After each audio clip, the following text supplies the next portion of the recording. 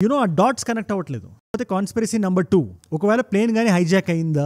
ఎందుకంటే హైజాకర్స్ చెప్తే తప్పితే ఆటోమేటిక్ ప్లేన్ ఇలా జరగదు. ఇప్పుడు మీ అందరికీ అర్థమయ్యేలా చెప్తా. టేక్ ఆఫ్ దగ్గర గానీ ల్యాండింగ్ దగ్గర గానీ మెజారిటీ కెప్టెన్ గానీ ఫస్ట్ ఆఫీసర్ గానీ వాళ్ళ ప్రమేయం ఉంటుంది. ఇప్పుడు ఇవాళ రోజు నుండే ఫ్లైట్స్ లో వన్స్ అది క్లైమ్ చేసిన తర్వాత ఫ్లైట్ డెస్టినేషన్ కి వెళ్లే వరకు ఆల్మోస్ట్ ఆటోమేటిక్ మోడ్ లోనే ఉంటుంది, అన్లెస్ దేర్ ఇస్ టర్బులెన్స్. ఆ రోజు అటువంటి టర్బులెన్స్ ఏం లేదు. It was a clear night. మరి అలాంటప్పుడు ఎందుకు ఈ టర్నింగ్ తీసుకున్నాడు ఈయన?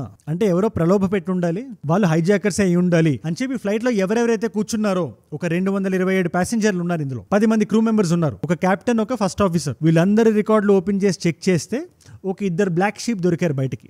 2 ఇరాన్కి సంబంధించిన వ్యక్తులు పాస్పోర్ట్లు దొంగిలించి వాళ్ళ ఫోటోలు అవి మార్చేసి ఎక్కిన ప్యాసింజర్లు. వీళ్ళ ముఖ్య ఉద్దేశం ఏంటి అని ఆరా తీసి జూమ్ ఇన్ చేసి చూస్తే వీళ్ళు యూరోప్ కి పారిపోదాం అనుకున్నారు.